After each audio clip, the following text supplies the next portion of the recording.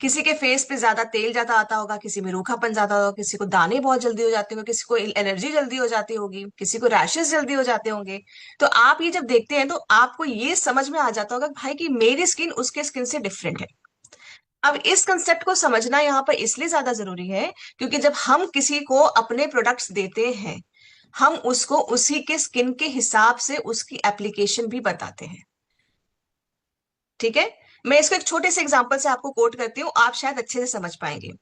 देखिए, भगवान ना करे कभी डॉक्टर के पास जाना पड़े, लेकिन क्या अगर आप डॉक्टर के पास कभी गए हैं किसी भी कारणवश, तो क्या आपने देखा है कि डॉक्टर ने एक पैकेट बना के रखी है दवाई, और कितने भी जो मरीज आ रहे हैं सभी को वही सेम पैकेट दवाई की दे दिया है? नहीं ना। क्यों? क्योंकि पहले वो समझता है कि भाई प्रॉब्लम क्या है, उस हिसाब से वो दवाई देता है डॉक्टर। सही कह रही हूं मैं या गलत कह रही हूँ? सही कह रही हूँ।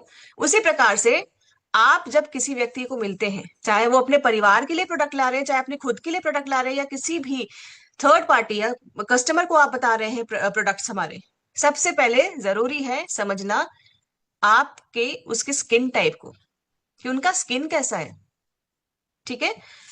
वरना आप ये बताइए, इतने सारे ब्रांड हैं, इतने सारे ब्रांड हैं, कंपटीशन की कमी नहीं है, प्रोडक्ट्स की बाजार में कंपटीशन की कमी नहीं है, लेकिन कोई क्या ब्रांड आके बताता है कि भाई देखिए आपका स्किन ऐसा है, आप मुझे इतना ही अप्लाई करिए? कोई ब्रांड ये नहीं बताता है। ये ताकत आरसीएम में ही है, ये विश्वास आरसीएम में ही है कि क्योंकि हम सेवा भाव को अपने आप से पहले रखते हैं, तो वहां पर हम लोगों को पहले जागरूक करते हैं कि वो समझ सके कि उनका भी स्किन क्या है, क्यों वो बार बार इतने प्रोडक्ट्स बदलने के बाद भी प्रॉब्लम फेस कर रहे हैं। प्रोडक्ट्स की क्वालिटी एक सेकेंडरी चीज है, पर पहले खुद को समझना, उनको खुद को पता होना चाहिए कि उनका स्किन कैसा है। ये आप बताएंगे उनको, क्योंकि आपको यहाँ पर ये मौका दिया जाता है समझने का। तो नॉर्मल स्किन क्या स्किन होती है पहले वो समझते हैं। नॉर्मल स्किन होती है कि इसको बहुत ज्यादा मेंटेनेंस की जरूरत नहीं होती है। ठीक है। ज्यादा आपको देख रेख करने की जरूरत नहीं होती है। आप एकदम लो बिल्कुल। मेंटेनेंस स्किन होती है ये, जिसको बहुत ज्यादा पैनिक नहीं करना पड़ता, सरदर्दी नहीं लेनी पड़ती, अरे ऐसा करना है वैसा करना है। ठीक है। तो ऐसे साथी होते हैं जो कि ब्लेस्ड होते हैं, जिनको बहुत ज्यादा मेहनत नहीं करनी पड़ती अपने ऊपर। अब जो दूसरी स्किन टाइप है, ऑयली स्किन, ड्राई और ऑयली स्किन। ड्राई स्किन में क्या होता है, आपको पहले वो हम जानते हैं। ड्राई स्किन आपकी ऐसी स्किन होती है जिसमें जब आप फेस वॉश करके आए होंगे जितने साथी, अभी उनको अपने स्किन में खिंचाव महसूस हो रहा होगा, उनको लग रहा होगा कि दिमाग बार बार जा रहा होगा कुछ चेहरे पे मैं लगा लूं। आप दिमाग को रोक नहीं पाएंगे क्योंकि आपका माइंड बोल रहा है आपको कि चेहरे पे कुछ लगा लो, स्किन खिंचाव महसूस कर रहा है।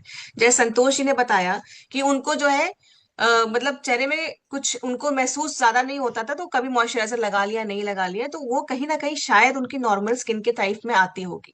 सर्दी में थोड़ा सा ड्राइनेस आ जाती होगी, बट वैसे वो नॉर्मल स्किन के होंगे। बट जैसे भुवनेश्वर जी ने कहा कि उनको खिंचाव महसूस होता है, स्किन आप समझ रहे हैं ड्राई होने की वजह से क्रैक हो जाती है। ठीक है, खींची खींची लगती है, क्रैक्स दिखते हैं, सफेद पना दिखता है। ठीक है, ये आपको महसूस होगा। ऑयली स्किन में क्या होगा, आपका ज्यादा ऑयल प्रोडक्शन होगा, स्किन के अंदर से तेल की फैक्ट्री बहुत ज्यादा काम करना शुरू कर देती है जब आप गर्मी के मौसम में जाएं। और आप अगर जैसे सर्दियों की तरफ आ रहे हैं तो ये थोड़ा सा ऑयली तो रहती है, बट उतनी ऑयली नहीं रहती है। तो यहाँ पर ऑयली स्किन हो जाती है। अब देखिए, इसके बाद जो स्किन टाइप आती है वो है कॉम्बिनेशन स्किन। क्या होती है कॉम्बिनेशन स्किन? मतलब टी जोन, हमेशा याद रखिए, ये माथा और ये पूरी लाइन टी का फॉर्म बनाता है, और ये हिस्सा हमारा ऑयली रहता है। ठीक है। ये हिस्सा ड्राई रहता है। तो अब यहाँ पर क्या है, हम जो प्रोडक्ट्स यूज करते हैं उनको थोड़ा सा संभल के यूज करना पड़ता है। जहां पर ड्राइनेस ज्यादा है वहां पर आप सीरम को अच्छे से लगाइए, अपने मॉइस्चराइजेशन मतलब मोरिंगा क्रीम को अच्छे से लगाइए। बाकी जहां ऑयली जगह है वहां पर उतना नहीं लगाना है। तो ये हमारे कुछ स्किन टाइप्स हो गए, जो कि हो गए नॉर्मल। नॉर्मल में आप सारे प्रोडक्ट्स को 2 से 3 बूंद, जैसे हमारा सिरम हो जाता है, आप मोरिंगा की क्रीम भी लगा सकते हैं आराम से। इसके बाद आता है ड्राई स्किन। ड्राई स्किन में आपका 2 से 3 या 4 बूंद, डिपेंड करता है कि आपकी ड्राइनेस कितनी है। किसी किसी की इतनी ज्यादा ड्राइनेस होती है कि उनको 4 से 5 बूंद भी लगाना पड़ता है, वरना स्किन फटी फटी या ड्राइनेस ज्यादा लगती है, तो सिरम की एप्लीकेशन यहाँ पर आप ज्यादा कर दीजिए। डिपेंड करता है कि आपकी ड्राइनेस अगर 2 से 3 बूंद में, 3 से 4 बूंद में नहीं जा रही है, तो 4 से 5 बूंद भी लगा सकते हैं एक्सट्रीम ड्राई स्किन के लिए। ठीक है। आप मोरिंगा क्रीम भी इसमें लगा सकते हैं। डिपेंड करता है कि आपको मोरिंगा क्रीम की क्वांटिटी कितनी बढ़ानी है आपकी स्किन की ड्राइनेस के ऊपर। अगर आपको लग रहा है कि मटर के दाने जितनी बार में लेने के बाद मेरी स्किन अच्छी फील कर रही है, तो ठीक है। अगर आपको लगता नहीं थोड़ी सी क्वांटिटी बढ़ानी चाहिए, तो आप उसको खुद जज करिए और अपनी उस क्वांटिटी को बढ़ा सकते हैं। ऑयली स्किन, ऑयली स्किन में मतलब आपके प्रोडक्ट को ज्यादा डालने की जरूरत नहीं है, तो आपका 1 से 2 बूंद सर्दी के मौसम में, और गर्मी के मौसम में ऑयली स्किन में तो सिर्फ 1 बूंद ही सफिशिएंट है, क्योंकि गर्मियों में और ज्यादा आपका ऑयल प्रोडक्शन हो जाता है। आप मोरिंगा की क्रीम सर्दी में यहाँ पर थोड़ा सा लेके लगा सकते हैं, गर्मी में चाहे तो स्किप कर सकते हैं, या फिर सिरम और मोरिंगा क्रीम दोनों में से एक चीज को चूज कर सकते हैं। कॉम्बिनेशन स्किन में आपको गाल पे जहां ज्यादा ड्राइनेस है तो सिरम का एप्लीकेशन, क्रीम का एप्लीकेशन यहाँ थोड़ा ज्यादा होगा। टी जोन में हमको थोड़ा सा कम रखना पड़ेगा, क्यों? क्योंकि यहाँ पर ऑयल प्रोडक्शन ऑलरेडी बहुत ज्यादा है।